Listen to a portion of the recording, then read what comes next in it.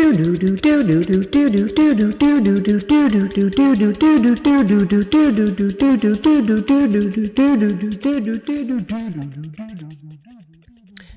everybody, and welcome to episode 5 of the Two Gamers with Love Halloween special. This time, we are taking a look at Halloween 5, The Revenge of Michael Myers.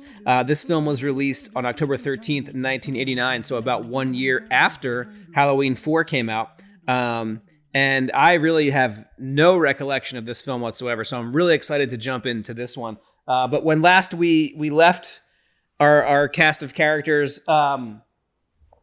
Loomis witnessed the horror that was Jamie, Michael Myers' niece, sort of murdering her mother and I guess inheriting the curse of Michael Myers. And when last we saw the man himself, he fell down into like a hole in the ground. And that's where we left off. So without further ado, let's hop into episode 5, Halloween 5, The Revenge of Michael Myers, and see what this is all about. So I'm about to push play on the DVD, so if you want to follow along, do so now. And we're kind of on the initial title cards, the little film strip flipping is kind of what we're looking at right now. So, Trancast International Films. All right. Here we go. Mustafa Akkad presents Donald Pleasance in Halloween 5. This one already looks more like intense, like even the lettering looks a little more like horror movie-esque, not so much like, I don't know, they changed the title, the intro sequence is a little bit different. It's just kind of like this orange and red fiery lettering of the characters and the actors who are in this film, and sort of these quick cuts to something with some sounds of like sharpness. I don't know, whatever sharpness I guess sounds like, but very ominous music. It looks like there's some sort of knife moving around some kind of skin stuff. I don't know. So it's a little weird. And Wendy Kaplan as Tina. A lot of like cutting sounds. Yeah, so casting by Dee Dee Bradley. Production designer Brenton Swift. Art director Richard Honigman. Oh, something falls into the water. Special makeup effects designed and created by K&B. Alan Howarth did the music. And Halloween theme by John Carpenter. Nice. Yeah, so John Carpenter, it looks like it's a pumpkin being carved is what we're seeing. That's cool.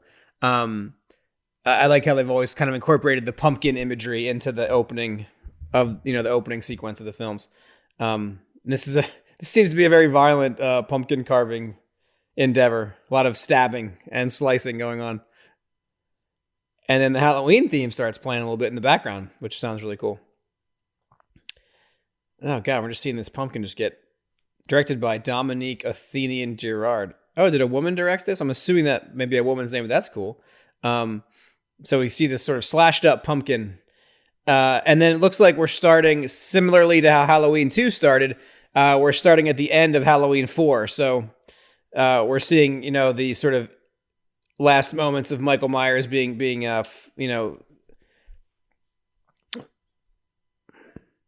sort of when they smash him with the car and they kind of knock him into the well or whatever.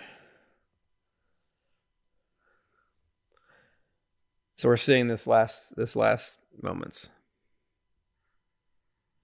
Again, these films feel very connected to the first films. This is how they transition from film 1 to film 2. So here's a scene where Jamie like touches his hand.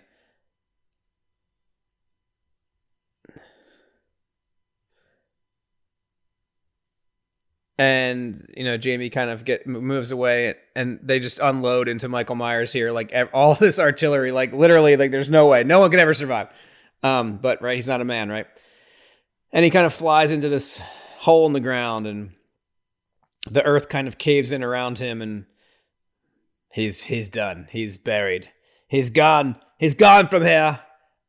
Jamie and Dr. Loomis cower by the truck. And then we get to see kind of where he fell and what he fell into. Somehow he's still squirming and sort of writhing through the muck. Somehow still alive. And he kind of creeps away as the police look down the hole. They throw some dynamite down there. They happen to have some dynamite. And we see Michael Myers like creeping out of the hole. And he's still alive, and he's in the river. And the river just sort of takes him away. And he just kind of floats away down this river. He's just floating, you know. He sort of somehow all those bullets and stuff, so he survived all that. Yeah, that's fine. He's just floating down the river. It's a nice little river riding scene. There he goes, folks. And he ends up in some kind of net. Why is the back of his shirt sticking out? And he climbs up out of the river. And he's all weird looking. I've definitely never seen this one, or I have no memory of it, if I have seen it.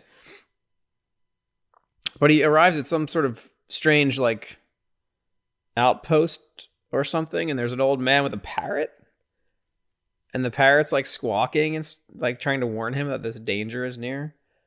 And the guy's like, be quiet, parrot. Yeah, there's nothing. And we get some neat first-person shots here, too, which is really cool, you know, going back to kind of, like, I think that was a real smart move to, like, go back to, like, the point of view of Michael Myers as he sort of stalks around and stuff.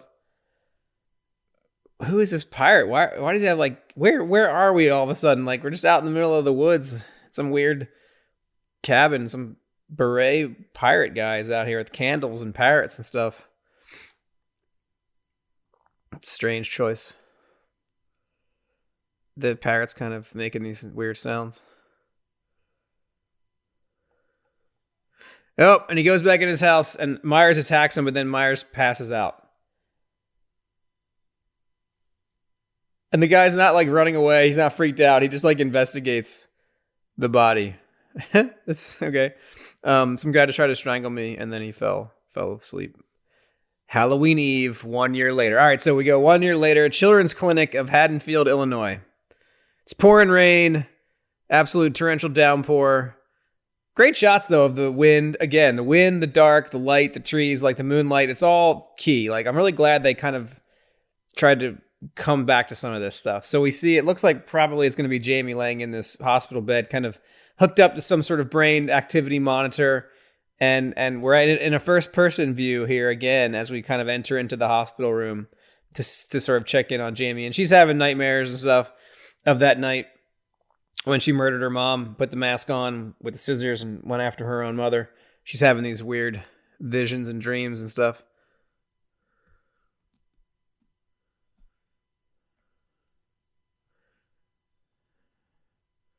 She's just, yeah. So we see that scene again too. We sort of see her stabbing her mom with the scissors and killing her.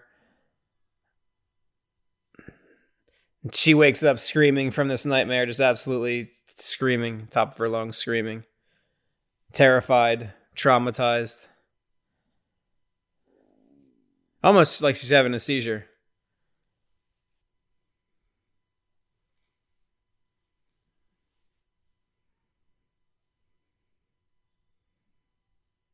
I thought her mom's dead. Why is the nurse saying to call her mom?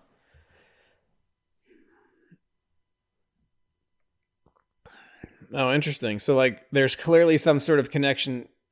Oh, and apparently Michael Myers has some sort of tattoo on his wrist of, like, a triangle and a line. And as he opens his hand, Jamie is sort of opening and closing her hand as if there's some connection between the two of them. Oh, what is happening in this movie? And Jamie's kind of having a seizure. Parrot Man. Oh, Michael Myers is woken up with the mask off. He's just a normal dude under there. He's not burned or anything? I thought he was, like, horribly burned in the last movie. What the hell? Oh, God. The chalk on the chalkboard. I can't.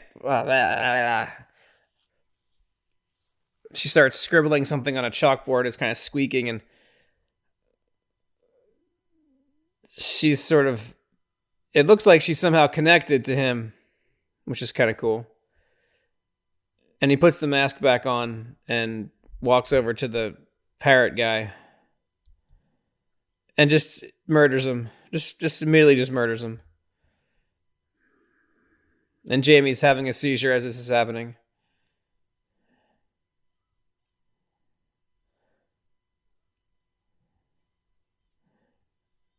The nurse is just screaming for help, and another stretcher scene to start the film.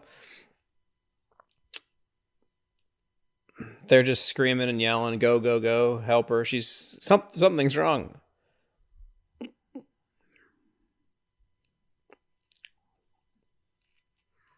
Jamie's just absolutely just like seizing on this stretcher, running down the stairs. That's a long way to go to get her to where they need to get her, to wherever they're trying to get her, up some stairs. There's no elevator in this place. That seems like an accessibility issue. That was a cool shot, upside down as they enter into like the surgery room or whatever. The camera kind of goes upside down for a second. That's kind of a neat shot.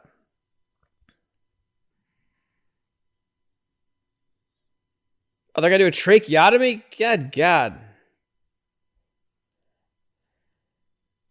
And then Loomis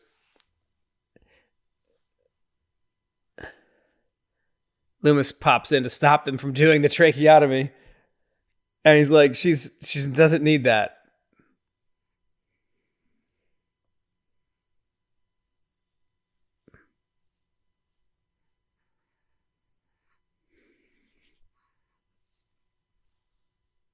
Man, Loomis is very soft-spoken in this one. She has something to tell us. It's cool that Donald Pleasance is in like every one of these movies, though. Like, that's pretty neat. Kind of becomes like the main character in a lot of ways. Since we don't see Laurie Strode ever again until like H2O, I guess. Oh, cool. And her half-sister, her adopted sister, comes back too, it looks like.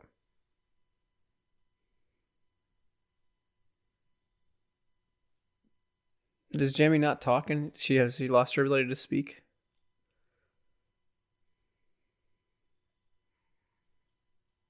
Oh my god, someone's banging on the window. Who's this?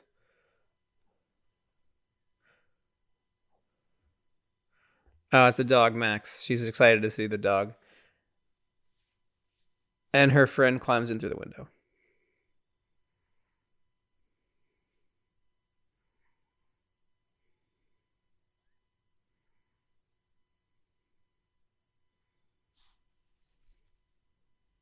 So yeah, Jamie can't talk, so she has to use sign language.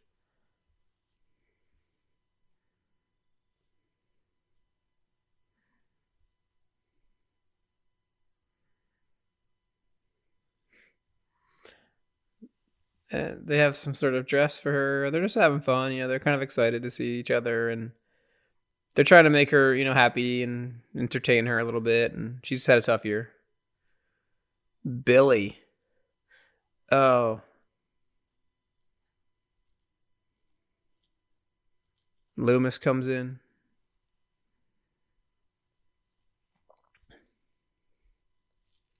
Puts an end to that fun.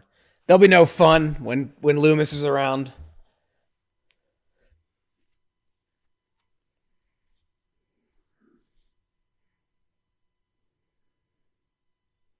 So wait, I'm really... Did she not kill the mother? Oh, the window shatters. A jump scare. That's cool. Loomis goes over to investigate.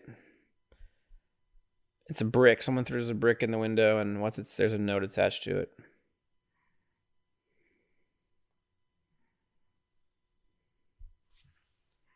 The note says, "The evil child must die." Jesus.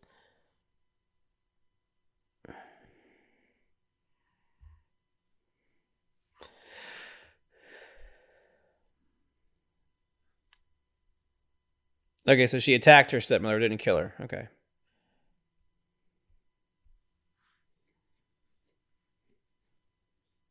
I like how Loomis tassels the hair of the scarecrow.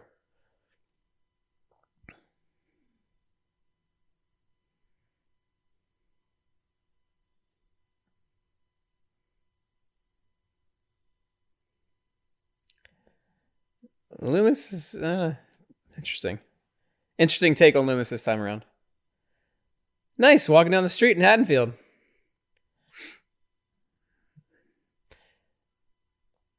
The farm's party's always rock. Okay, remember, we're in 89 right now, all right? So we're right at the turn of the century into the 90s, so the 80s are almost over. So the dog it sort of starts bark. He sort of he senses something in the bushes. What could it be? Is Michael Myers... I mean, he didn't go down the river that far, right? But that wasn't that in... Where was that? That was like a different... Was that Haddonfield in my part 4? I can't remember. Oh, yes, we're getting a classic, like, 80s music getting ready for the party scene. I love it. Oh, man. I love it. So she's just in the house, middle of the day, feeding the dog, wearing an oversized button-down shirt, getting ready to go on her trip and having fun. And Michael Myers is just outside, stalking around, peeking in through the windows like a creeper. It's crazy.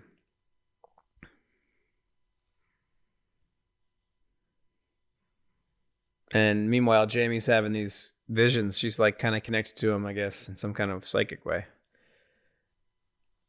There's kind of a Nightmare on Elm Street vibe to this movie, I think, too. Like, you know, I'm sure there was a lot of inspiration and influence from other popular horror films, you know, during this decade. And even the music that sort of sounds a lot like this sort of Nightmare on Elm Street stuff. But, all right, now she's in the shower, of course, right? We got to have somebody in the shower. And Jamie's drawing, like, this creepy image on the wall. It's kind of a neat idea, kind of getting like this psychic filter of what Michael Myers is thinking or feeling or whatever in the moment through Jamie. It's kind of neat.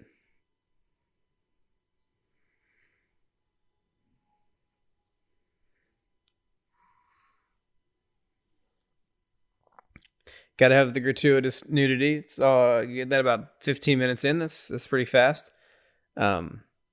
But again, you know, like, again, naked in the shower, vulnerable, right? Like, it's a vulnerability moment for sure.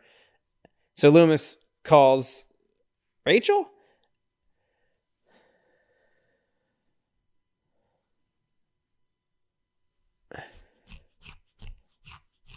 So Loomis is like, go check Max, and Rachel's like, all right, whatever, Loomis. And she concedes and she goes to check on the dog. She's not taking him seriously. Nobody ever takes Dr. Loomis seriously. Oh, brother Loomis, what a wacko. So she runs downstairs, you know, fresh out of the shower in her towel, and to check on the dog. I love how this is all just like broad daylight too, and Michael Myers is just like standing in the living room. Doors open, dog's gone. Now she's a little concerned. And there's Michael Myers right behind her, just looming in the background like he always does. Everything kind of moment of quiet here, which is good to kind of build up. And as she turns around, oh, that's cool. Like,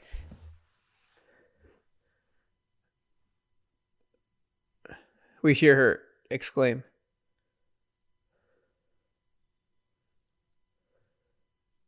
So he tells her to get out of there, go to the nearest set, get out of the house. So she runs out, towel and everything.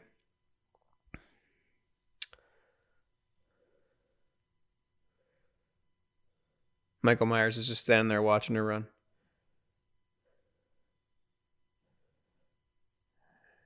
All right, so she escaped. She called the cops. She got some clothes on. What? What is that? What is that music?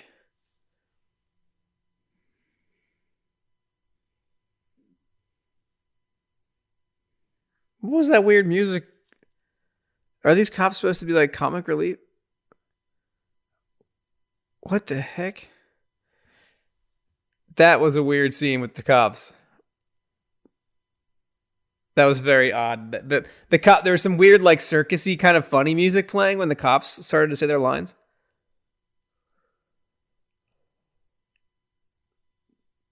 Loomis is looming. It's strange how he's standing so.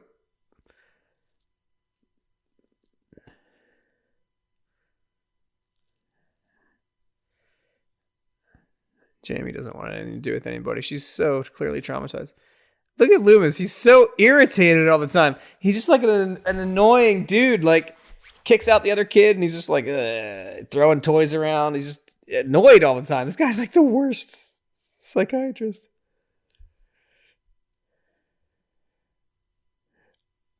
Maybe this is why Michael Myers was driven to all this murder. Dr. Loomis just drove him nuts. Look at the way he's like right in her face, yelling at her to draw right, please. Like, what the hell? This guy's... I've always thought Loomis is like a really weird character. Like, he's just not quite what you would expect, right?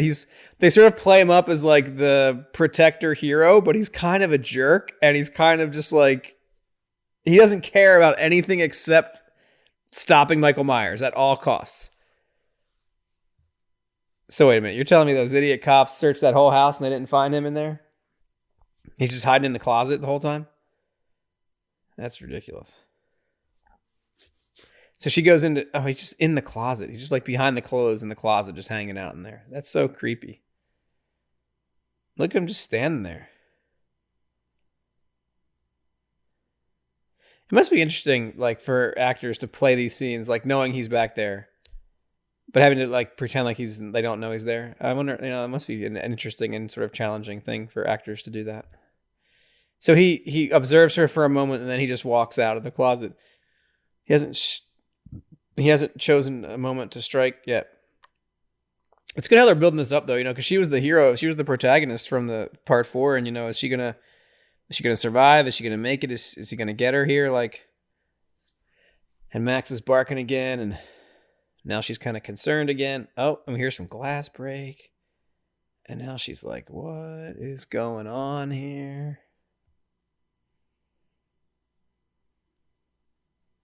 I like how it's in the daytime, though, all this. Like, the first bit of this movie is, it's cool how it's like, because the first movie had a lot of daytime creepiness, right? And, can you do scary in the daytime is a cool thing to think about, right? How do you make the day seem more scary than you might think it is? So she goes, and she finds a picture of Jamie, and there's like a bloody fist punch in the picture.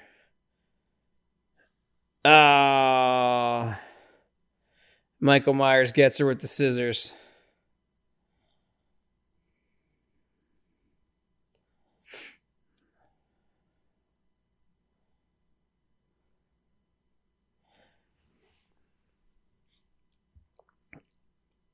All right, it's the same sheriff from the last movie. That's cool.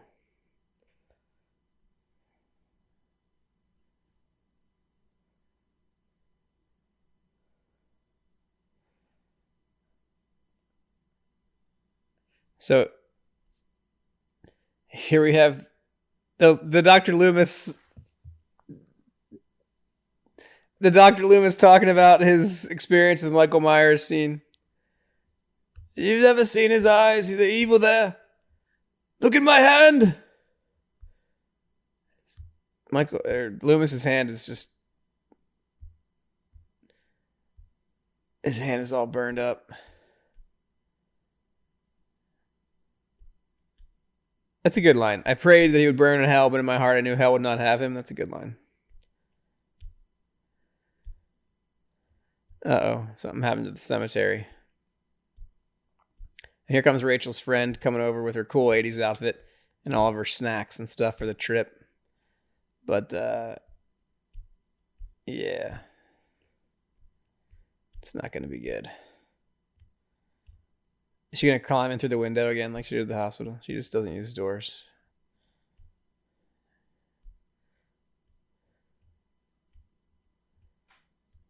Chill out, Max.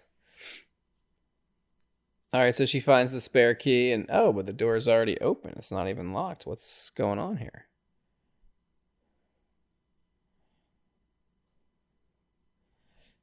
So she enters the house and gets some cool first person stuff.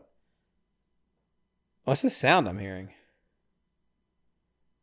Is it this music? Oh, it's a vinyl record stuck.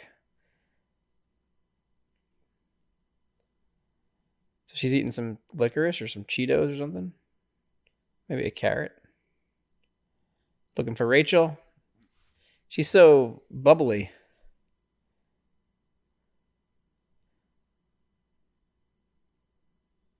And she's probably gonna. That's a good shot too, right there. Like with her neck like fully extended, like peeking through the door, and just a little sliver of like pouring onto her face. That's good stuff.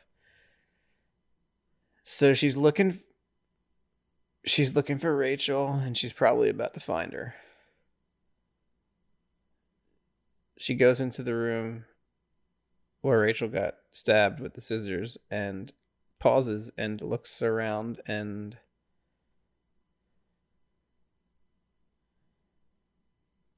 picks up a teddy bear and lays on the bed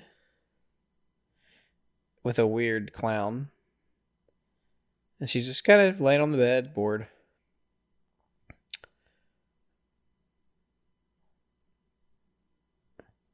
We get some interesting little Halloween music trill there. But it's like on a weird little instrument. I'm not sure what it is. And then she notices the picture frame and it's cracked, and she notices the picture missing.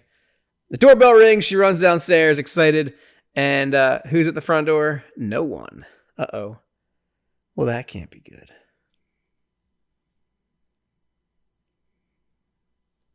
Ah! Jump scare. Who is it?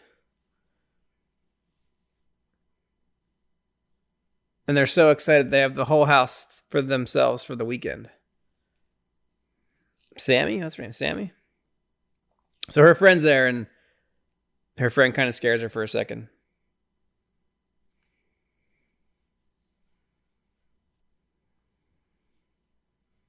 So they think Rachel has gone to the country club, to the cabin with her parents, but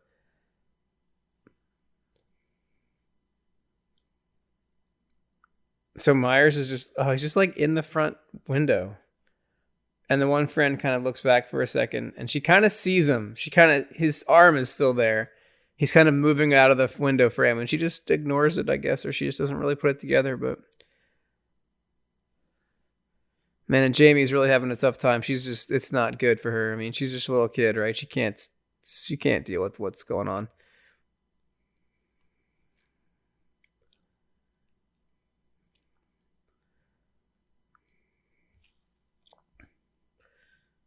This is interesting. I don't know. Like, again, it's just my David Lynch brain, but like some of these scenes really remind me. This came out in '89. This was like the year before. This was right around the same time Twin Peaks was happening. Like this woman reminds me of Laura Palmer, just the way the blonde hair and sort of the way and then the other one kind of reminds me of Donna, like two young women kind of just walking down the street talking about all kinds of stuff. I don't know.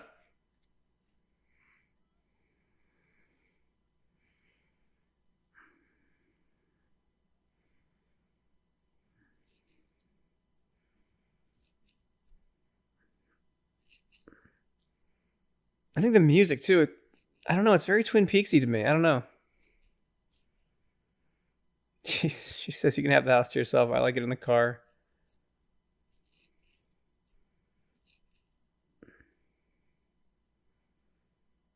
And then, like, they should ban Halloween in this town. Yeah, it's not a good time of year.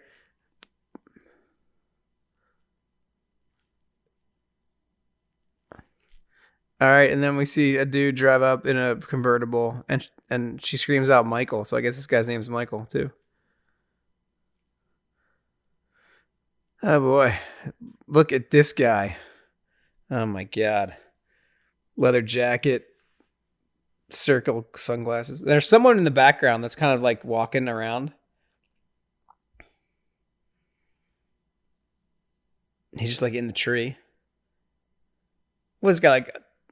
This guy's like the weird Fonz. Oh, that's weird. Come on, Mikey. Let's go, Mikey. And they drive away, and he really floors it. And Jamie, they keep cutting back to Jamie, who's struggling in the hospital, and eventually she kind of gets out of bed and she walks around. She's really having a tough time. And she looks out her window, and there's Michael Myers staring up at her from below. And she's like, no, he's here. This can't be happening. Halloween theme comes up and she starts panicking, trying to hide, running around, running away. It's a great shot too of Myers out in the oh my, and then there he is, like just coming in. He's out silhouetted against the window of the hospital. He's trying to get in. That's a good shot too. But yeah, him outside the window, like down in the trees, and her looking down at him. Very much a callback to the original film where Laurie looks out of her bedroom window and sees him down there. So Jamie is just, I don't know. Michael Myers is here in her. I mean, he's right here. He's chasing her through dark hallways, and she's just running terrified. And there's all kinds of cool stuff, flashing lights and smoke happening, and sheets and shadows. And this is a good scene. I like the ripping sound of as he's tearing his knife through the fabric.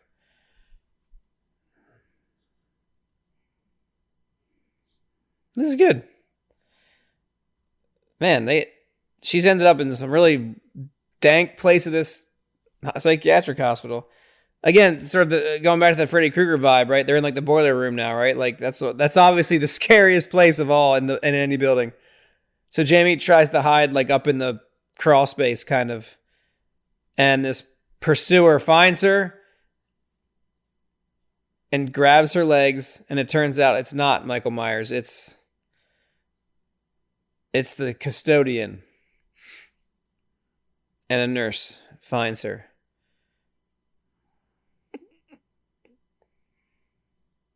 And the nurse kind of embraces her.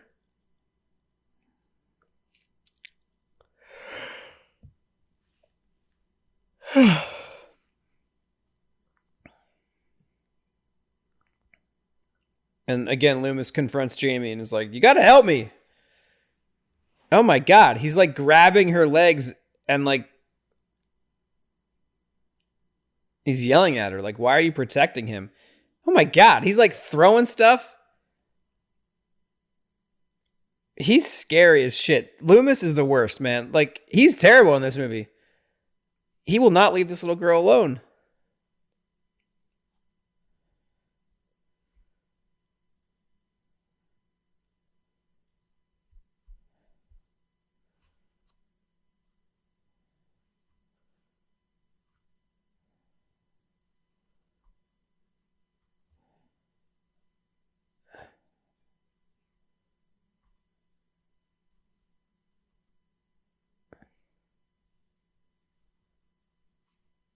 My God.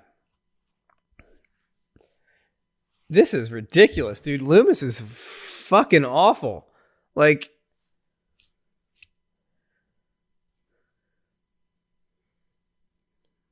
no, you just you're worse than he is.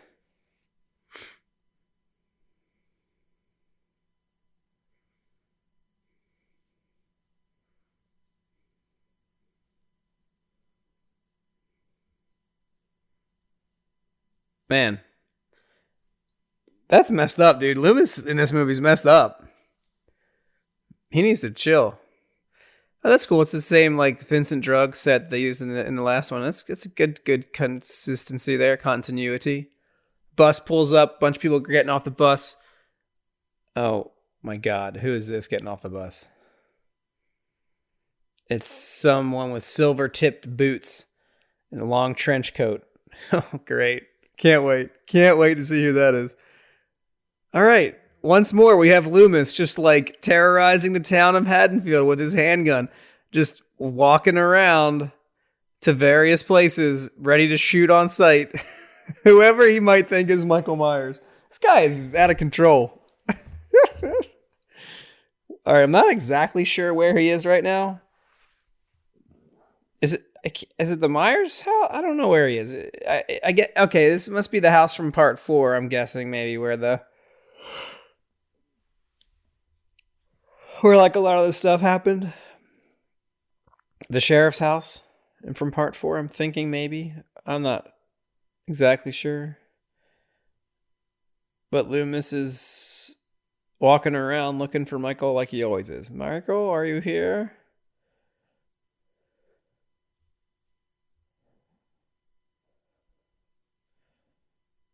So wait, is this supposed to be the Myers house? Because that doesn't make any sense if it is.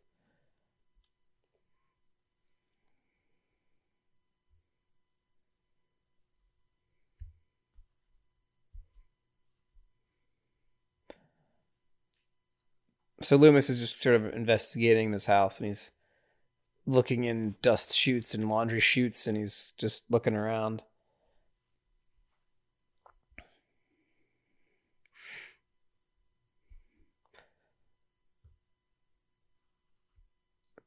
I don't know. He's such an interesting character. Oh. And the silver shoed person is here too, lurking in the shadows. Who is this person? Oh, interesting. This silver shoed person has the same tattoo that Michael Myers has. Interesting. They're kind of developing the mythology of this a bit, I suppose. So Loomis flicks the light switch with his gun. Seems like a safe thing to do. And discovers that there is no electricity at the moment in this place that he's in, which is like a creepy basement dungeon. And he starts to limp through there, looking for whatever he's looking for. I guess Myers. I can't believe he didn't hear the sound of the guy's clickety-clackety silver shoes a second ago. But yeah, he's back. You know, another burnt boiler room, another furnace room. A creepy underground place. I am still a little confused about where he actually is right now, but. Oh, another jump scare. He opens the dust chute and a bunch of rats and stuff fall out of it. Dead stuff. He starts cracking up. See, he's such an interesting character. Like he finds like joy in just the weirdest places. Like he has this moment of terror and he starts laughing about it. Like it's funny. He's interesting. Meanwhile, Michael Myers is sort of stalking these two teenagers. He's just standing around in broad daylight wearing his mask. Nobody cares. Nobody's noticed. Like literally the town that like all they think about is Michael Myers. Meanwhile, Mikey is like making love to his car over here with his red like little cloth rubbing it down. Oh, they jump out and scare him. And he doesn't like it at all. He's like, it doesn't scare me, guys. It's bullshit, man. I'm too cool for that. I'm too cool for getting scared.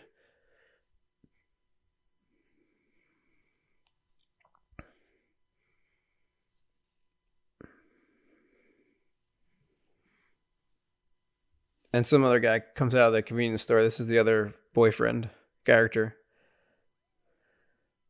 Oh, the fuzz. Here comes the fuzz. Just wave to the cops. Yep. Oh, and he flicks him the bird.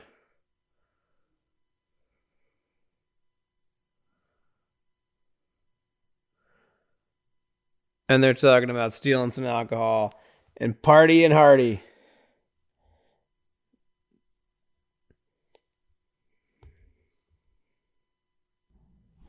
All right. So we got the Fonz. And the guy's like touches his car and he's like threatening him if he touches his car. This dude's a rebel. He's got his leather jacket on. He has like a red like cloth that he keeps in his pocket that he just like wipes his car with. They're kind of making fun of him a little bit though, so like that's not cool. And then he like flies out of the he like what's he doing? He like flies out around the corner and then backs up into the parking lot, I guess, of the shop. All right, so they load up the car with beer. They're like ready to go. Michael Myers is just creeping around in the shadows in the background as always. Mikey looks at himself in the mirror and sees himself, but doesn't see Michael Myers right behind him.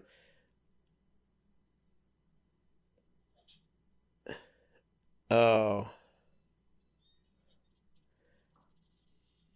Michael Myers uses some sort of farm tool and just scratches the guy's car. He's so pissed. Mikey jumps out of the car. Michael Myers just grabs him by the throat. Oh God!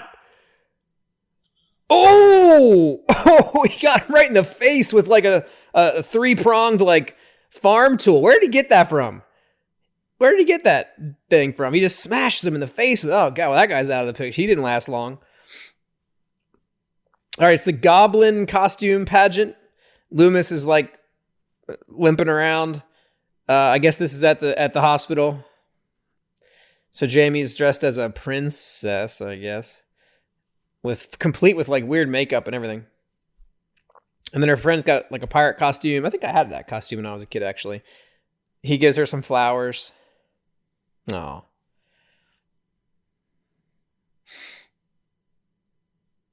Oh, and he's got a little bracelet too.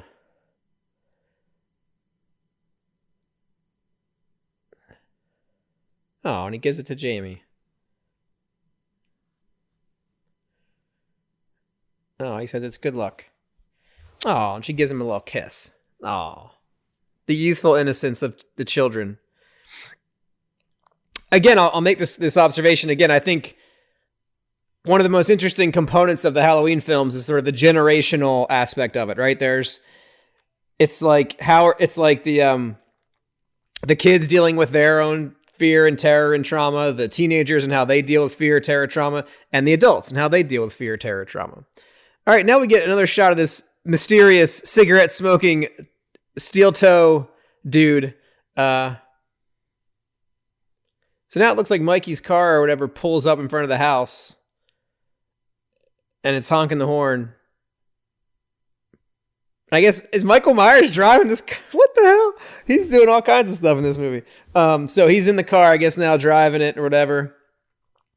Although I guess that makes sense. I mean, he did have a thoughtfulness about him in the original film, right? He put on the like ghost costume, right? And kind of sneaked up into the bedroom. So like he does this kind of stuff.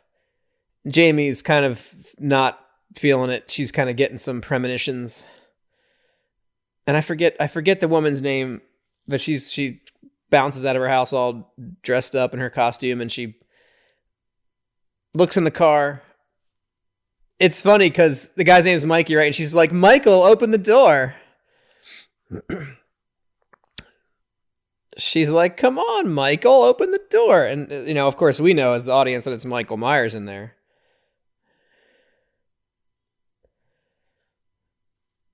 So finally he opens the door.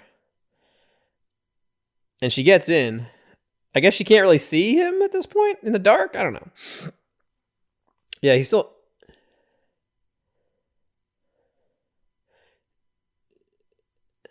Oh, God. Oh, God. Like, so he's got a new mask on now, and it's like a really creepy faced old barbarian mask. And she says to him, I love barbaric men. So we see Michael Myers here in like a different mask. And she's asking him for a kiss. This is a good scene. Like, this is interesting because, like, he's got a different mask on, which is not something that we usually see. We hear the breathing, though. And she's just like flirting a little bit with him, and Jamie's kind of freaking out a little bit, and they keep cutting back and forth to like this scene in the car to Jamie, to the scene in the car, Jamie. The mask that Michael Myers is wearing is really weird and creepy. And the woman, gosh, sorry, I can't remember her name, but maybe Julie or something. She kisses the mask, and there's like no reaction.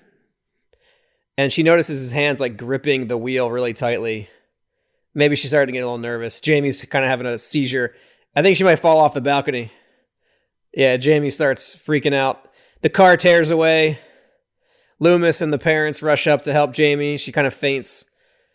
And in the street, we just observe this steel-toed stranger with this long black trench coat and like cowboy hat observing all this. Observing the car with Michael Myers in it. He just lets him go.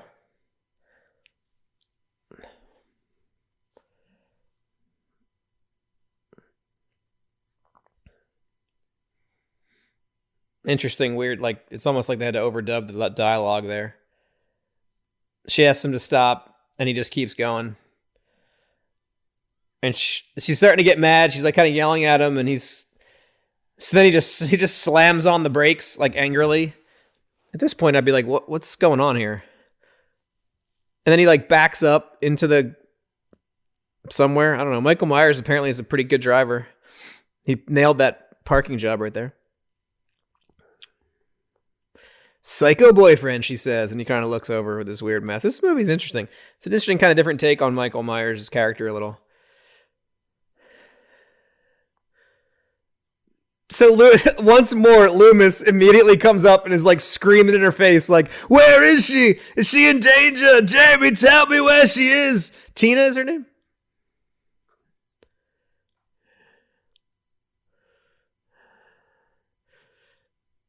So Loomis calls for the cops, and Jamie's trying. She says the word store. Look at the sign on the...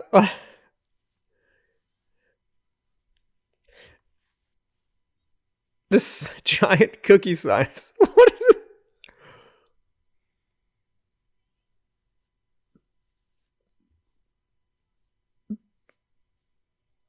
it? Like, that's really what they went with? This giant woman's, like, cookie breasts on the side? Wow. Giant cookies, a real treat. What the hell is that?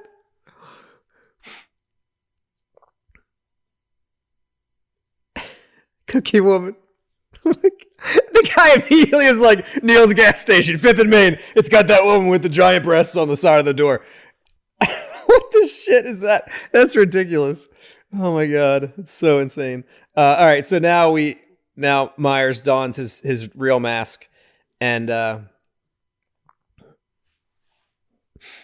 Tina comes out of the store with her cigarettes and walks back over to the car, and we hear a police siren in the background, and yeah, Tina. So the police show up just in time, and Michael Myers is just sitting in the car watching all this, and they arrive and they tell her to stay where she is.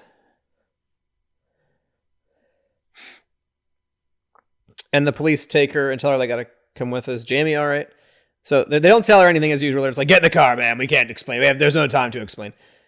And she runs over, and the mic is gone and the car is gone and he's out of there. So nobody even noticed. Like, there's like 1,000 cops here at this gas station, and no one noticed that car had Michael Myers in it. Wow. So they put Tina in the car and bring her over to the hospital to see Jamie and Dr. Loomis. Dr. Loomis, Tina.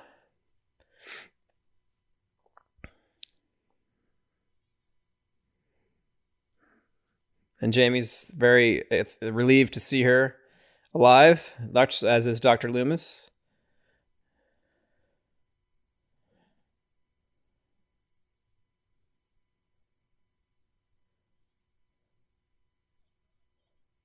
Oh, and like this is like the first time she's heard Jamie say her name, and she's really excited. And there's a lot of like human moments in this. There's a lot of like character moments, which is interesting. You know, it's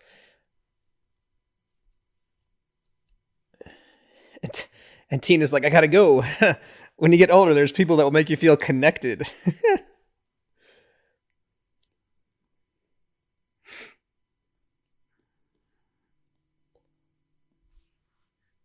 And Jamie is like fully speaking now, and she's trying to warn Tina, and Tina's not listening. She's like, Tina, don't go.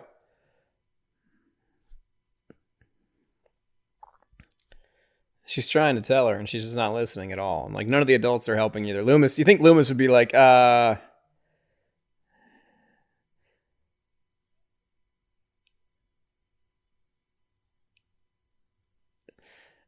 And so Tina's kind of confronting Loomis. Loomis is like, stay the night. And she's like, no, you're creeping me out. You're creeping out Jamie too. And so she storms out, and she's not listening. And Loomis is trying to get her to stay, and he tells the cops to stop her, and they're like, stop her for what? So they let her go.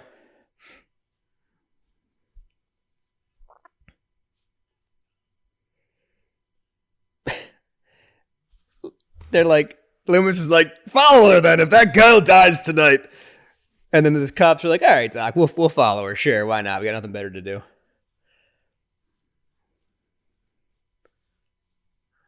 You guys supposed to be trailing me? All right, so she asks them for a ride to the tower place. Jamie's friend is like peeking out the window.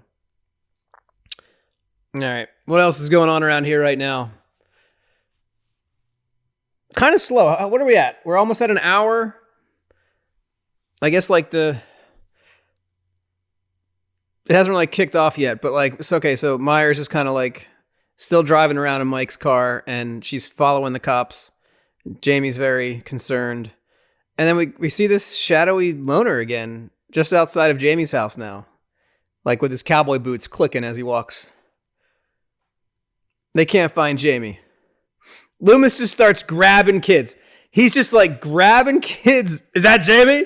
Jamie's gone. She's gone from here. He's all pissed. Loomis is kind of, I've been saying this the whole time. He's like out of control. He's like a crazy character. The two kids bumped into each other outside, and we get the little like sound cue of this jump scare. All right, so Jamie's friend tells her that Tina is at the Tower Farm, and they're having an awesome Halloween party. Pure 80s Halloween party. I love it.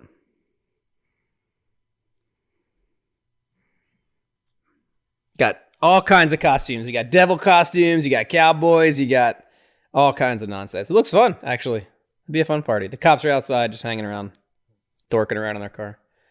Guy's like, what are you doing? What are you doing? And then they observe Michael Myers pull up. They like are literally just staring at him. And he kind of pulls up and drives on. And they're like, what do you think that was all about?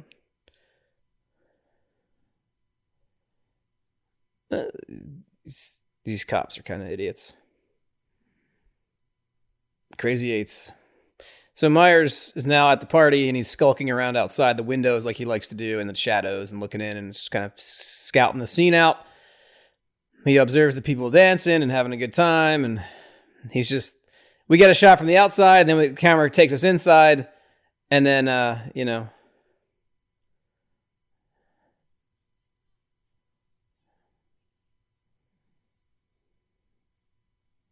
people are just dancing, having fun, joking around.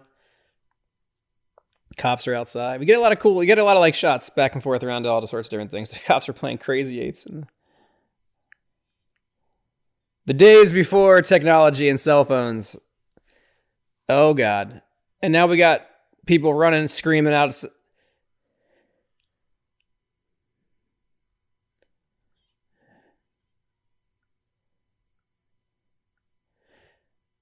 Oh, man. So that they put together this little fake scene of like a Halloween prank on the cops. The cops are mad. Like, so the friend dresses up as Michael Myers and pretends to chase the two girls out into the yard, and the cops react with their guns out, and they're like they're not at all happy about this. Again, I think it's interesting in this movie, like that Michael Myers is a thing in the town, right? Like there are Michael Myers masks. And people know who Michael Myers is, and they know about his knife thing, and they know about his mask and what he wears and stuff. So like, that's interesting. That's kind of like a meta thing, right? Like Scream kind of plays on that too a little bit later, like where the town, like Ghostface, like in Scream, has a reputation in the town, and so that becomes part of the show, part of the movie. Same thing with this. Like Michael Myers, the mythology of him, his history, and what he's done is part of the town. People know about him. So you see people dressed up as him, and it's kind of an interesting meta thing. So now they're in the barn, the two girls, the two women, and the guy, Tina, her friend, and I don't know the other guy's name, but they're in the barn. I guess they're chasing like a cat or something. I don't know. How do we get the kids into the barn?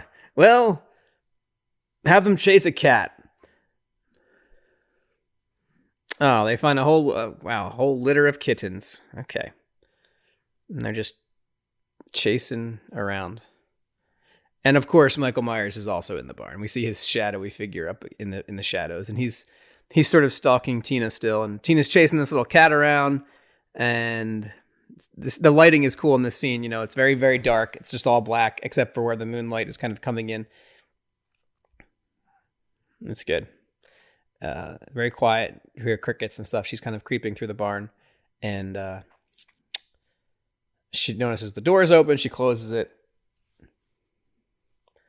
And she's kind of still like following the cat. And the music kind of kicks up a little bit here. And Nice shot of her eyes illuminated by the moonlight there. I like when they do that. We see some sort of dusky shafts of light and straw on the floor, and Tina's kind of crouched down looking for the cat. We get a close up of her face here, and then a little bit of movement in the shadows. Like Michael Myers is just kind of right there, just in the shadows, and Tina's kind of feeling the ground, and then all of a sudden a cat. The cat. I thought it was a rat. It was a cat. We get a little jump scare with the music. Cat jumps out and touches her hand, and she runs off. And then she hears kind of like a bottle, and she turns around, and she sees like a figure, a shape, if you will, kind of move through the shadows. What am I doing? I hate cats, she says. What are you doing then?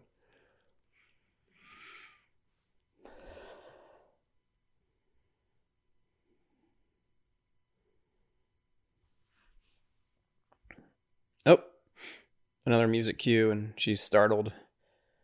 There's like hay bales and shovels and farm equipment all around, and she's just kind of wandering through the barn still, looking for her friends now. Then a hay bale falls down, and it's her goofy friend up there scaring her with a hay bale.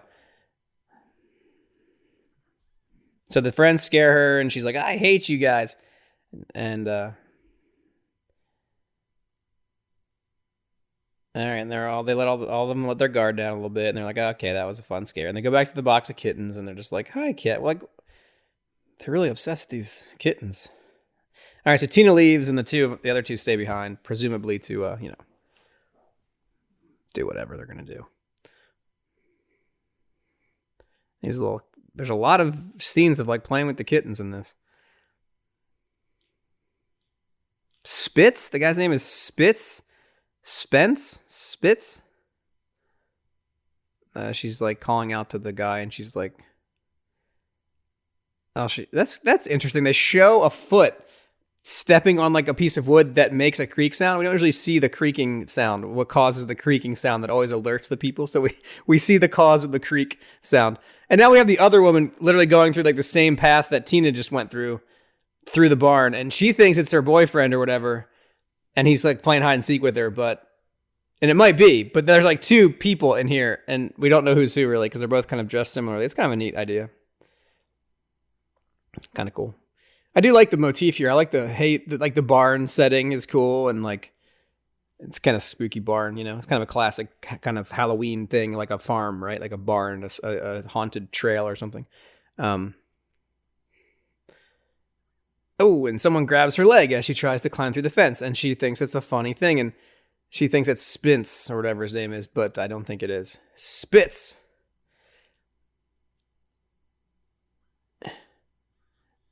Oh, and it's not Spitz. It's actually Michael Oh, no, it is Spitz. Oh, they faked me out on that one, too. How many fake outs are they going to do in this barn? How many times is this guy going to prank people? So he pretends to like stab her to death, and we hear the music, and we really think it's actually Michael Myers. And so then he like takes off the mask, and it's actually Spitz, and then they start kissing and making out and stuff. And then meanwhile, Jamie and her friend are running through the streets in the middle of the night trying to get to the barn place because they know that Tina's in trouble, and they're like hiding behind trees from the police car and stuff, and the cops are looking for them, and they're just very easily evading the police. All right, we're about an hour into this movie now, and the kids are kind of dashing off through the night. Meanwhile, Spitz and the woman dressed as the devil are just kind of like kissing in the hay. I don't know how that would be nice. Hay is like really scratchy and hard, and it would like be poking in. I don't know why that is like a motif. I feel like it would be really uncomfortable to make out in the hay bale, but yeah. Plus, why is it so smoky in this barn? There's like a lot of smoke. It's like the most smoky, foggy barn I've ever seen. So Spitz takes off his shirt, and he starts derobing his friend here.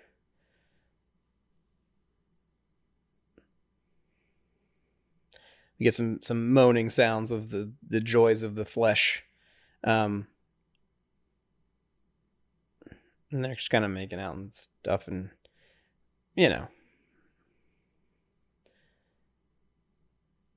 undoes the little ribbon on her costume and stuff. And I think the whole time here we're just like thinking like, when is when is this gonna go south? Like, well, when is this I said when is it gonna go south? No pun intended.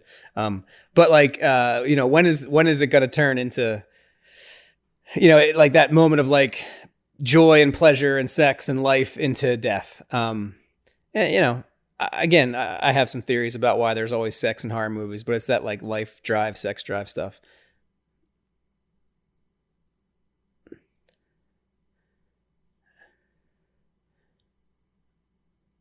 And she says, no, I don't have anything. And he brought a condom. So that's good. Safe sex. Good job, guys. I'm glad that it's not like, it could have been a lot worse as far as tropes and films go. So that's good. Promoting that. So they begin to like, this is actually a pretty like elongated sex scene. Like that. Usually we don't see this level of sex in these movies. So that's an interesting change too. And then we just see Michael Myers like burnt, withered hand, and he picks up a pitchfork just in another room beside them. And they're just like completely going at it at this point. Oh, good God. That's brutal. Oh, God, that's... So he stabs the guy through the back with a pitchfork, and he just... blood everywhere, all over the girl, all over the woman, and like... And then now Michael Myers has a scythe, and she's just like bloody, and it's like... Oh, it's really... Oh, God, and she rips the pitchfork out of her boyfriend's back, and she's gonna like try to fight Michael Myers. So that's cool. She like goes after him a little bit, and he just grabs the thing. Oh! And we see just like the scythe go across, and we see a splash of blood, and that's all we get. And the cops are like, that sounded different. And the cops look back at the barn, and they see Michael Myers now, the real Michael Myers, and they're like, get over here, jerk off. And and they tell him to put that pitchfork down.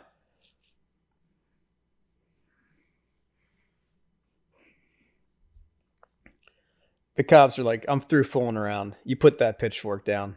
Someone's going to get hurt. And then we cut back to the party. There's like interesting people at the party.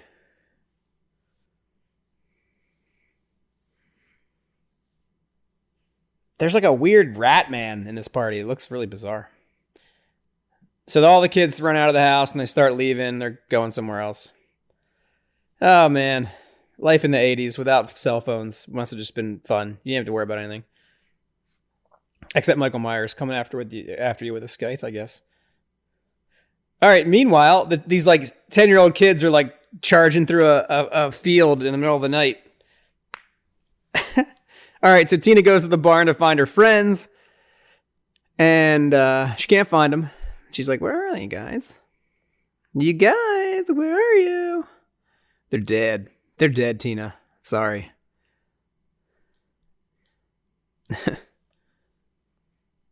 She's like, I don't hear any noise. Are you sure you're doing it right? And now she's a little concerned.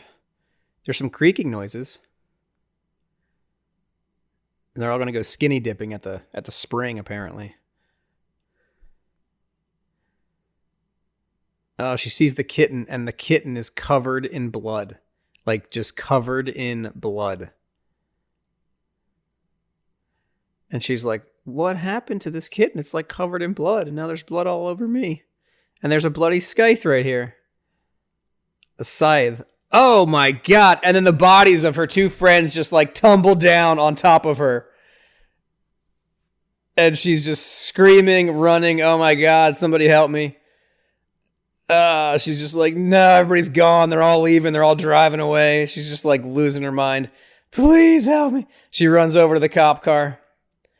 And she's like, please, officers. Oh, but they're both dead too. They're gone. They're done. Their heads lumber out of the car, stabbed in the neck. Oh, everybody's dead. It's a massacre.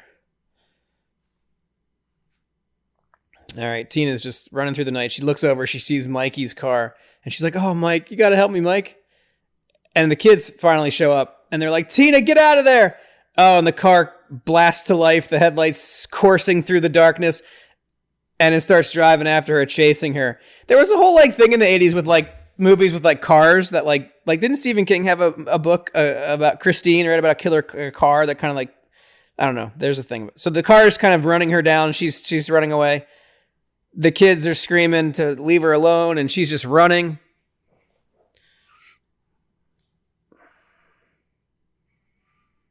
And then they stop. And they stop in a field, and Tina looks over and sees the two kids. And the kids pull Michael Myers' attention away from Tina, and now he's chasing down the kids. Oh, Jamie's little friend is going to get run over. Oh, God. No! Oh, he jumps out of the way at the last second. Good job, kid. What's his name? Billy? All right, and now the car is chasing Jamie through the field. This is a cool scene. It's like foggy in the nighttime, and the car is just like chasing her. She runs into like a tree. It's cool we're getting like the first person view of the car now, right? Like that's neat. Since Myers is in the car. And Jamie kind of runs into the forest being chased by the car. It's a cool shot. It's good. Billy is like Tina just leaves Billy in the tall grass. He's like just like having a panic attack. And the car is just chasing her through the woods. Tina's just screaming, leave her alone, leave her alone. Jamie's just running through the woods. He's relentless, man. Michael Myers is relentless, dude. He just won't stop. He needs to stop. I don't know why he's so obsessed with killing his family so much. Like, he just needs to chill the F out. Hopefully it all ends next Friday on Halloween Ends when that comes out. Oh my God.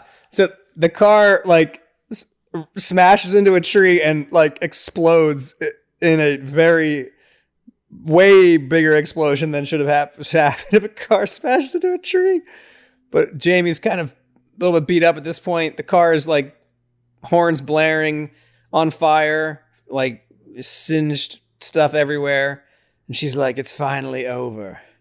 Her friend Billy like wakes up in the tall grass. Tina's just sitting there watching some stuff. And they're like, it's over, guys. We survived. Michael Myers is finally dead. And she's like, come here, Jamie. We're good. We survived. You did it.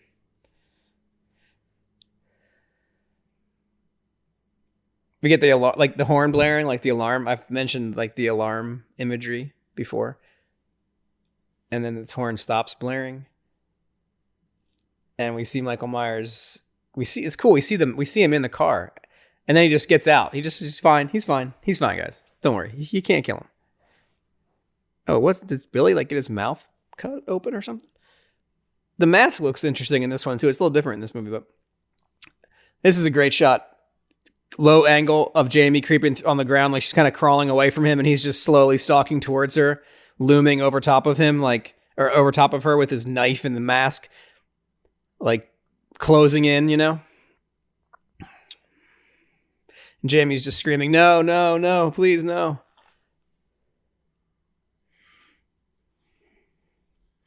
And then Tina jumps in and kind of throws herself at Michael Myers, and she gets stabbed in the shoulder. Oh God, the knife is just goopy blood. It's not dead, but stabbed in the shoulder. Not doing well. Billy grabs Tina and they get out of there, Billy grabs Jamie and they run out of there, and Tina's just kind of left laying on the floor. And Myers is just kind of standing there, and now he's going to continue to chase Jamie.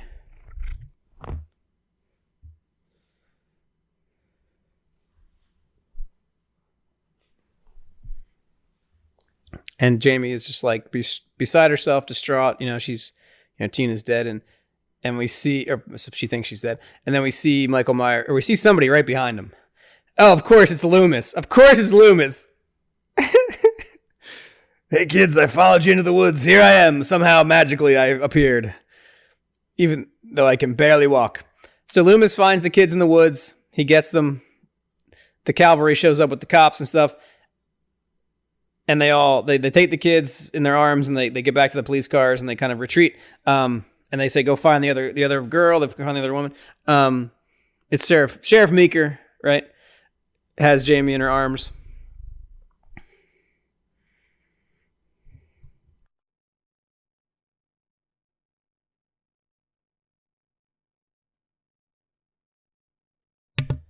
And they bring Tina out on a stretcher, and I can't tell if she's dead or not. She looks dead.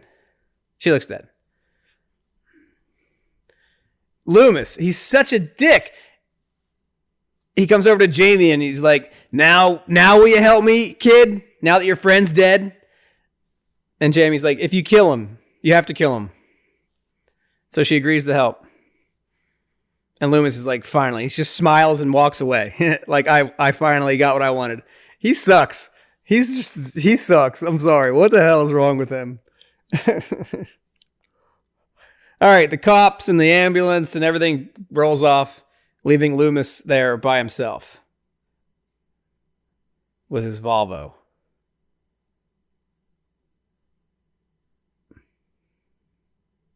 And he's talking into the woods now.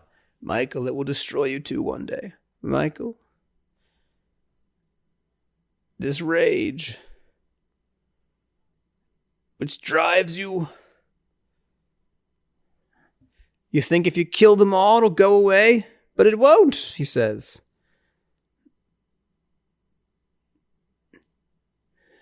We see Michael Myers in the woods, and Loomis is telling him, you have to fight it in the place where it's the strongest, where it all began.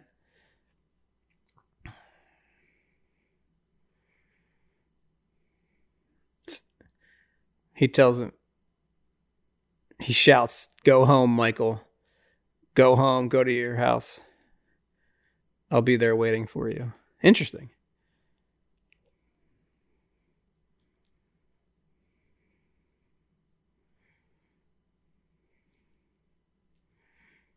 He just sort of tells Michael Myers to go back home to his house and we'll all be waiting for you there. Is this his house? This is not his house. I don't know. That's confusing to me. They clearly changed the house, I guess, for these movies or something. So Jamie's combing her hair up in the bedroom. And yeah, I guess this is the Myers house now, but that's a little bit confusing because the house was such a important part of the show before, or the movie before. And I don't know, to change the house like that seems, maybe they just couldn't film at that house anymore. So they're kind of just waiting for him to show up. They kind of have set a trap for him, I guess. And now they're just waiting for him to come. And they have a sniper in the bushes. Didn't they do this? They have a full, who are these guys? They're in army fatigues. They're the guys from Predator.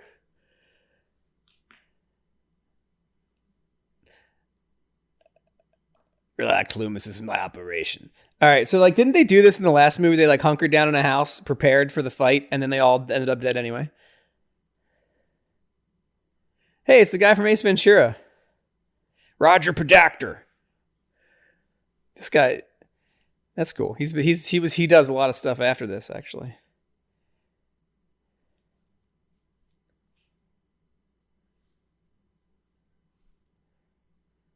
A flash. So let's practice our signal. The signal is bang 3 times with your comb.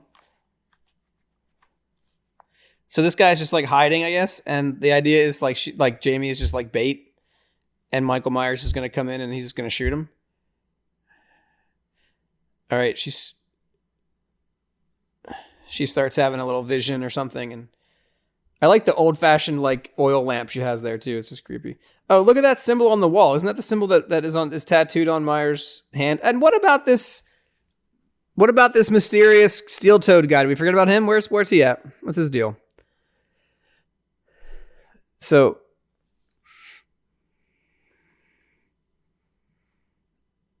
all right, so they're using Jamie to kind of figure out where Michael Myers is. All right, so something's going on at the clinic. Meeker offers all mobile units to go to the clinic, and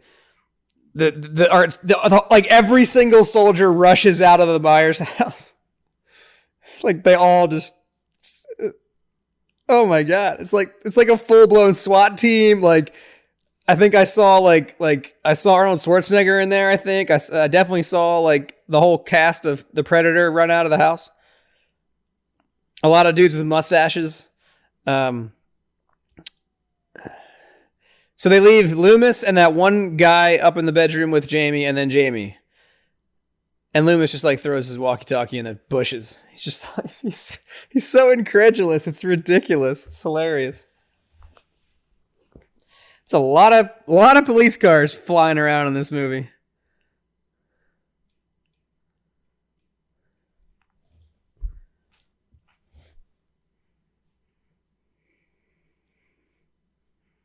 So Loomis kind of is on to the game here, right?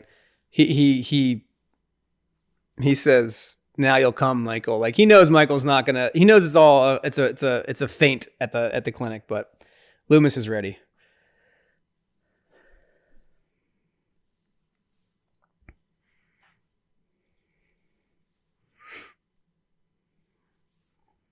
What the hell are you doing?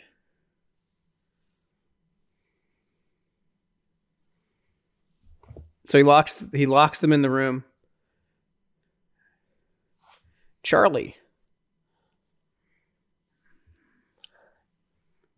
So there's a car approaching, and the cop outside gets hit by the cop car outside, and Michael Myers just brutally murders this cop, punches through the window. And they hear the cop getting killed on the radio, and they're just like, yeah, all right. So he's here. He's right outside. Jamie's having a panic attack. She's good. This actress is really good, this kid. She has the eyes. Her eyes really do a lot of work.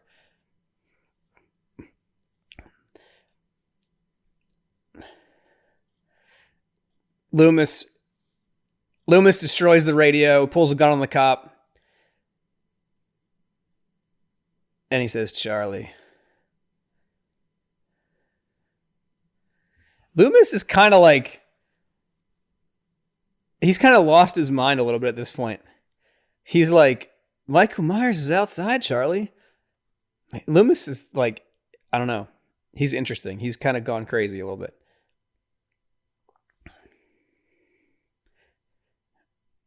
He says for the cop to stay with Jamie. And Loomis leaves them in the bedroom. And Loomis is going to go finish this himself. He's had enough of this nonsense. He's going to go stop Michael Myers himself. Enough is enough, right? Am I right, folks? Enough is enough.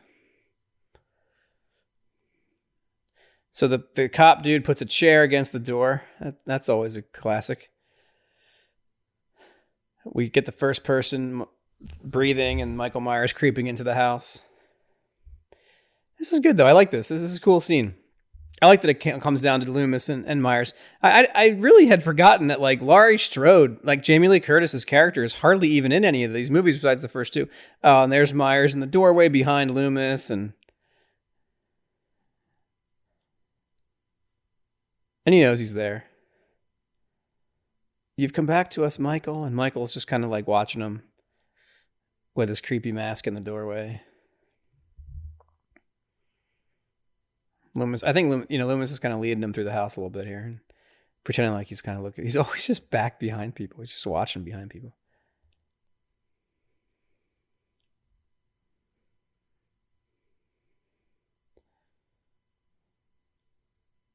There's a lot of reverb on their vocals.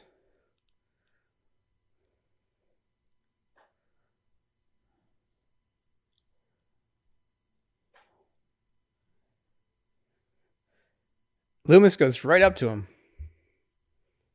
She can stop the rage. Jamie can stop the rage. Interesting that they're just having like a conversation here.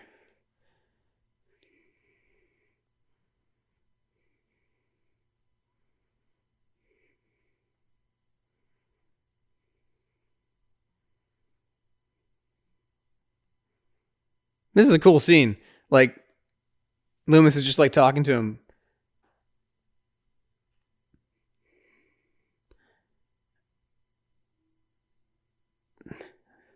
Loomis is like trying to help him. And Michael's like listening to him, which is interesting too.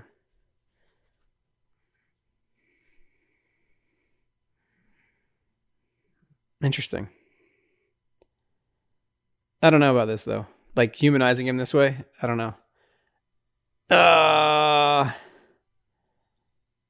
He slashes Loomis across the chest, thrashes him through a window, and tosses him off the balcony. Loomis tried. He tried his best. He tried his best to reason with him. Didn't work. This is his last-ditch effort. He's tried everything else.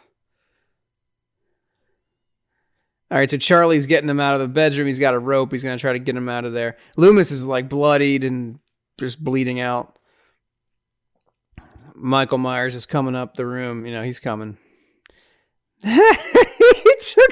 hooks the rope up to the damn window frame and it just rips the window frame off. It's ridiculous. Oh my God.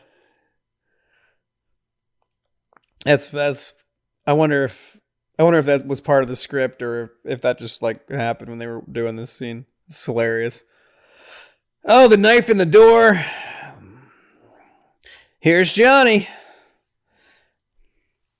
Oh, it is a here's Johnny. Charlie starts shooting Michael Myers. He hits him a couple of times. Michael Myers kind of falls out of the door frame. Has Charlie been briefed on the fact that you can't kill the guy with bullets? Like, does he know this? And does Loomis ever bother to tell? No, Loomis, yep. And then Michael Myers immediately just busts through the door, just starts punching Charlie's face down. He's just beating down Charlie, the cop. Jamie runs out of there while he's distracted. I don't think Charlie's going to make it.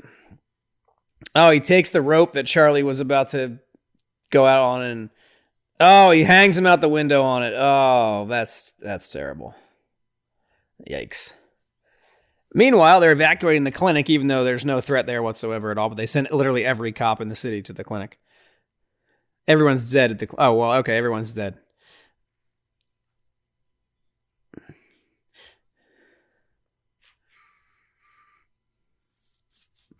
So, Michael, I guess he's already been to the clinic and killed everybody?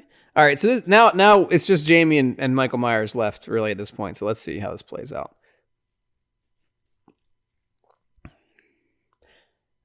Really nice cinematography, though, in this. Like, the light coming in through the windows and the smoke and kind of the mist and stuff and all the overgrown, like, bushes and trees in the house. Oh, interesting. Didn't Loomis look down this when he came in and looked at this place? Was that in the last movie or was that in this one? At some point, Loomis, when he's investigating the house, he like looks in the laundry chute. And now we have Jamie like going down the laundry chute to escape Michael Myers. That's a great shot too of the door just like violently smashing in and out as Myers is trying to get in. Is she just going to hide in there or is she going to go down? I think she's just going to hide in there. Oh, that's cool. So she hides in this is great. This is a really good scene. She's like saying, please God, don't let him get me. And so Michael Myers is in the room now and he's just got the knife, waist height, and he's just kind of looking around. I love the pacing here. This is actually good. I actually like this one. The pacing's really good. It's very reminiscent of the first film. A lot of like moonlight shots. He goes right over to the laundry chute, opens it.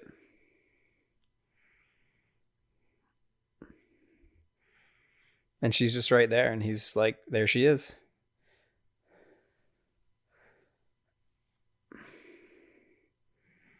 That's a great shot. And he tries to grab her down the laundry chute, and she goes down, lands at the bottom, but it's closed. Did Loomis close it before? I can't remember. So now she's basically trapped in the laundry chute. She can't get out, and Michael Myers is now just making his way down to the basement, and that's going to be it.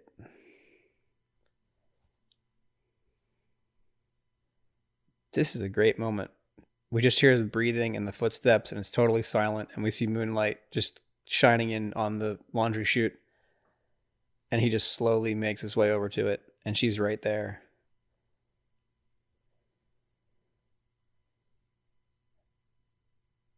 We cut back and forth to Jamie to Myers, and she's just kind of breathing, and he kind of looks at the chute for a second and reaches to open it. And he starts trying to open it. And he can't open it. Why can't he open it? That's a little, I don't know. So he starts to stab it. He's trying to pry it open with his knife.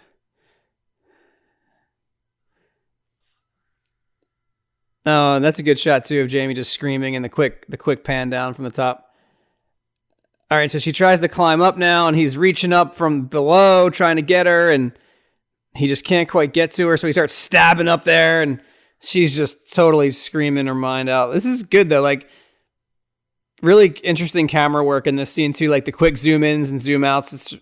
There's the claustrophobic element of Jamie being stuck in the laundry chute. It's really, really good. Like, this is good. This is pretty scary shit. And now he's just stabbing through the metal trying to get her.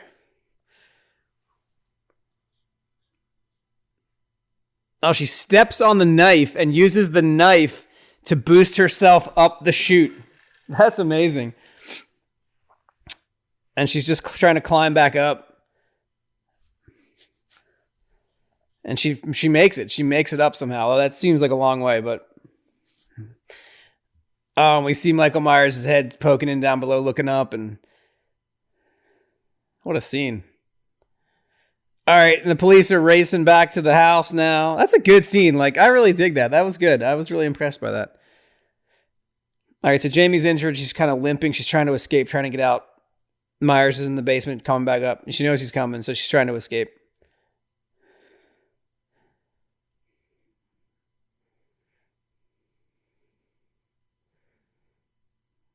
This is good stuff. This actress is really excellent. I keep saying that, but she's really doing a good job in this movie. You can definitely feel like the Nightmare on Elm Street vibes for sure, though, throughout this. Like, I don't know, just has that kind of vibe to it. You know, Nightmare on Elm Street was a big deal in the 80s, and you can just feel the influence a little bit. So she heads up to the attic and notices, like, something's going on in the... Of course, there's, like, a really creepy old-timey wheelchair up there from, like, 1825. Of course there is. And all these bizarre candles are lit, and all kinds of weird stuff's going on up in the attic. Oh, and here's the coffin that Loomis referenced earlier, the child-sized coffin. So Michael Myers has prepared some kind of... Oh, God, there's a dead dog hanging up. Oh, God, there's a dead Mikey hanging up there. Oh, God, all these dead bodies up here. Rachel, her sister is there. Oh, that's really sad. She sees Rachel's dead body, and she's just like, why? No, she's gone. So she's found herself up in this like horrible place, and she hears Michael Myers coming, and she's just like, Rachel, help me. Rachel can't help you. She's dead. And this looks like it, all right? Like there's a coffin. There's a picture of her in the coffin. Myers is in the room with her now. She climbs into the coffin.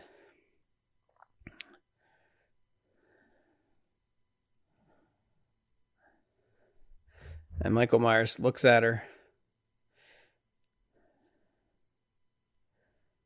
Or does he sees her, right? Like, yeah. So he goes right over to her and he's about to just stab her. And she just kind of, I guess she's just kind of giving up.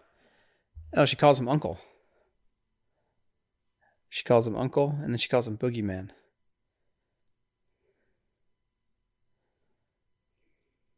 And that makes him stop for a second.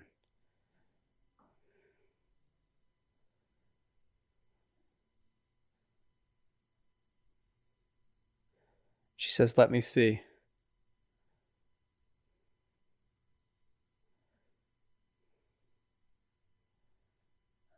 And he takes off the mask.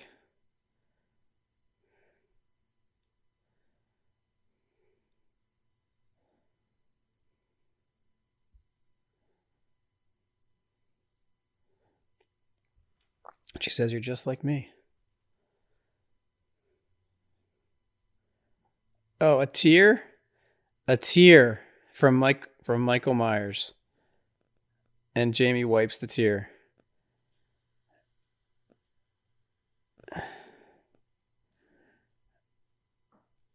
And in that moment, he kind of falls back and she escapes again and she runs off and he's pissed. He's interested. It's interesting. That's an interesting moment. And she runs into Loomis, who's still alive. Oh, Michael Myers at the top of the stairs.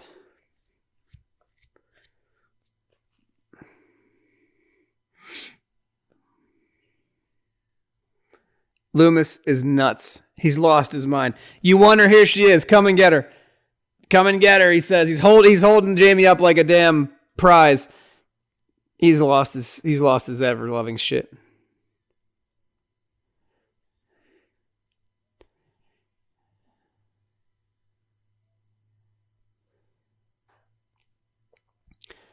So he's luring him somewhere, right?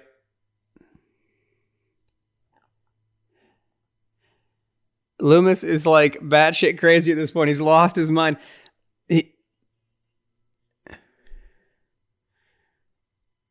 He's backing her up, backing up. Oh, he springs the trap. Dart gun, tranquilizer, net made of metal. He's got Michael Myers in this net. It's not stopping him, though. It's not stopping him, Loomis. You got to get him with that trank gun. He hit him like 6 times with that trank gun. Nothing's working. Oh, it's not working. It's not working, Loomis. What else you got? He grabs a board off of the window and starts smashing him with it. It's a good scene, though. Loomis just like whacking Michael Myers with a board. Oh, nice. We get a little first-person shot there from inside the chain net. Die. He's just... Donald Pleasance is awesomely horrible in this.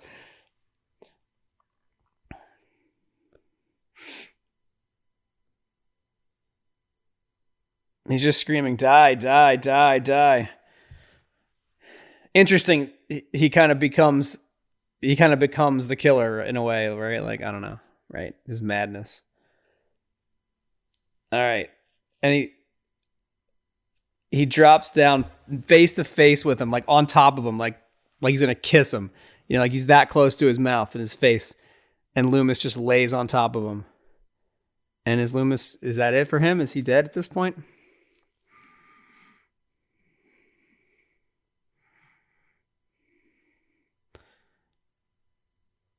All right, the cops have arrived and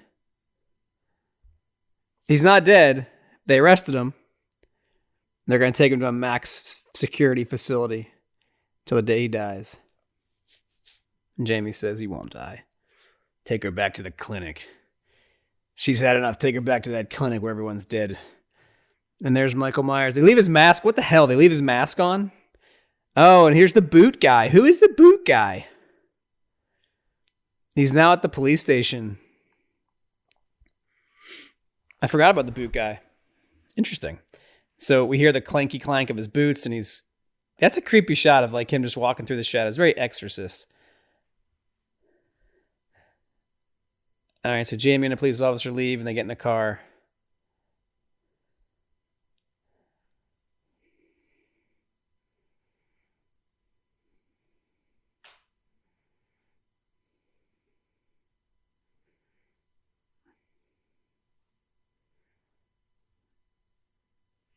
Oh, and then we hear an explosion from inside the police station. We see smoke and fire. We hear bullets. Oh, my. It seems the loner stranger has gone into the police station and just started shooting.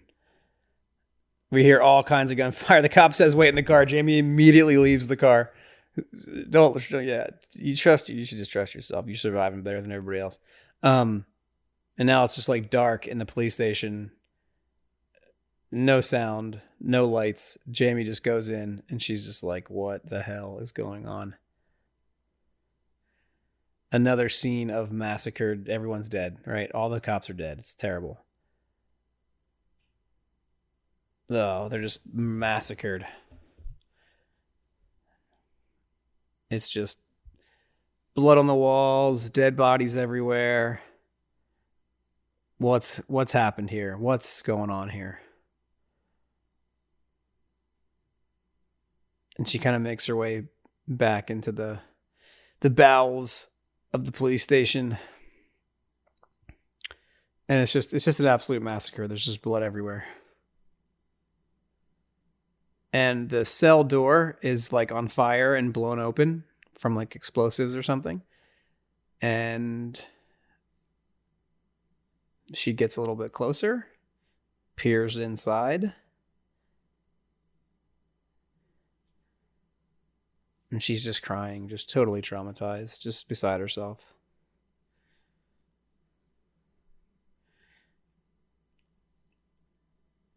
And yeah, everyone's gone. Myers is gone. And she's just like, no. Great ending. I love that. Like, that's so cool that we have no fucking clue who that steel toe black trench coat cowboy character is. And like, I think that's amazing. Like, what a good ending. Like, it just leaves you wanting more. Like, is that who is that? And what happened to Michael Myers? And where did they go? And, what happened to Loomis? Did Loomis die? We don't know. I like there's a lot of unanswered questions at the end of that one. So, yeah. That one was really good. I actually thought that one was cool. Like, different vibe, kind of a different kind of vibe with Michael Myers, but a lot of really good scenes in there. A lot of great, darkly lit moments and scary stuff. And like, yeah, like I thought that was really, really good. And, it had a weird vibe to it, like, I don't know, almost like some kind of like voodoo vibe or something, but like, that was really cool. So yeah, nice. I hope you liked that one as well. And let's see, where do we go from here? So obviously we'll go to part 6 next time. And part 6 is going to be The Curse of Michael Myers. So we didn't get another Michael Myers film until 1995. So, about 6 years passed between this one and the next one. So we'll see if it picks up with some of these unanswered questions. I don't remember part 6 at all, but I am excited to watch this sort of 90s series, if you will, sort of the 1995, 1998, 2002. So we got Curse of Michael Myers next, then H2O, and then Halloween Resurrection. And then we'll be up to the Rob Zombie films, and then the newest movies. So thank you so much for sticking it out with me. That was episode 5, Halloween 5. What was it? The Revenge? The Return? What was that one called? That one was called The Revenge. So Halloween 4 was The Return, and this one is The Revenge, and next is The Curse. So thanks for hanging out with me. I hope you enjoy the podcast. If you do, subscribe, continue listening, send me some messages. Thank you so much for hanging out, and I'll see you on the next episode.